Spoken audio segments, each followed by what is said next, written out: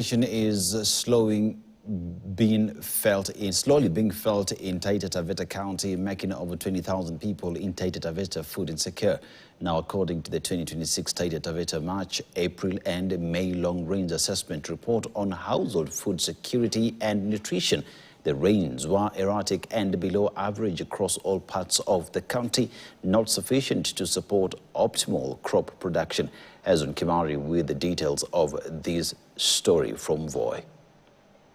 Taveta County has a population of approximately 373,000 as per the Kenya Bureau of Statistics projection of 2025. 65% of this population practice mixed farming, 15% trade, 10% horticulture and dairy farming, while 10% engage in irrigation and livestock. The March, April and May rain season failed most of the maize farmers in Taita Taveta, like Andrew Keke from Voi sub-county. Msimu uliopita tulijikaza kwa hakika, tukapanda na mvua ikanyesha, tukawa na matarajio makubwa, tukafikia wakati wa kupalilia pia tukapalilia, lakini baada tu ya kupalilia mvua ikapotea. So ikawa kwamba tuliweka nguvu nyingi, tulikuwa na matarajio, lakini nguvu yote hiyo ilipotea maana mvua iliondoka. Na unajua tu unaweza amua hii shamba yote upande pojo wakati wa mvua. Pojo it is a short reason.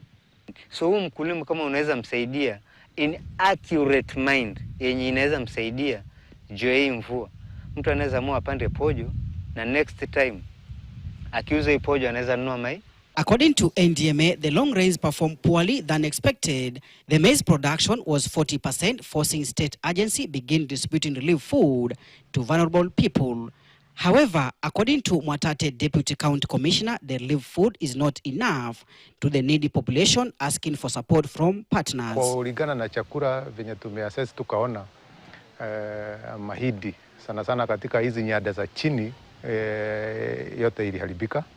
Na wale ambao walipanda kwa hiyo nini ya kwanza wamepata karibu 43% ambayo nayo imepungua kutoka kwa ile ya kawaida yenye tunapataga. The national government has been doing relief food interventions, and here in Matatu we have received more than 3,000 bags of rice and 3,000 bags of beans, some maize and also uji mix for the vulnerable people, which we have distributed. The drought situation is said to have affected livestock most, which have resulted into flux of livestock to Taita Taveta County from neighboring counties like Tana River, Kilifi and Kajiado in search of pastures, as government demand movement and grazing permits. We are trying to control a lot of livestock that are coming from other counties in Tana River, in Kilifi and Kajiado towards Taita Taveta County. But as Kenya Wildlife Service, we are really trying to control the numbers. We have those who have the intentions of getting into the park.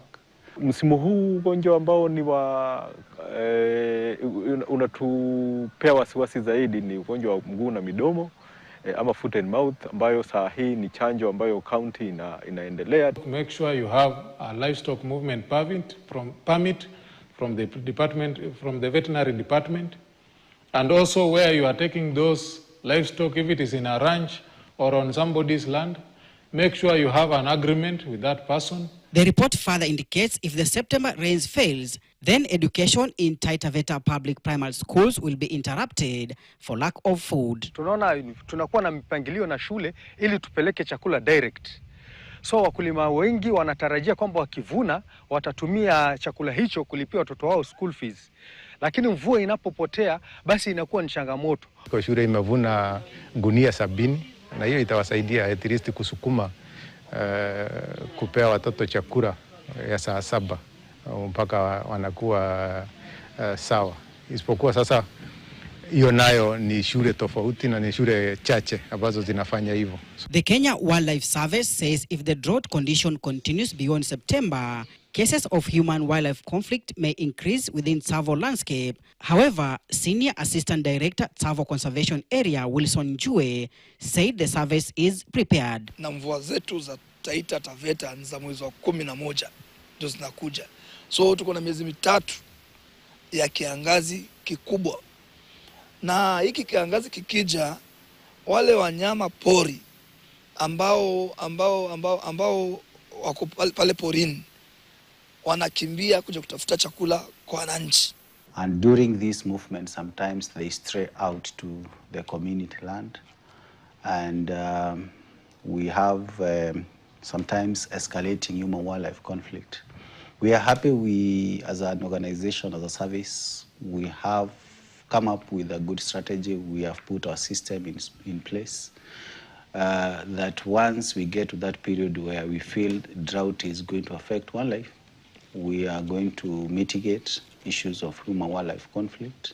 A total of 20,157 people in Taita County are currently food insecure, while over 40,300 people project to be food insecure by December. Voi Sub-County is the most affected area as farmers asked to invest in farming technology, promote tree planting, and government to establish cash transfer programs.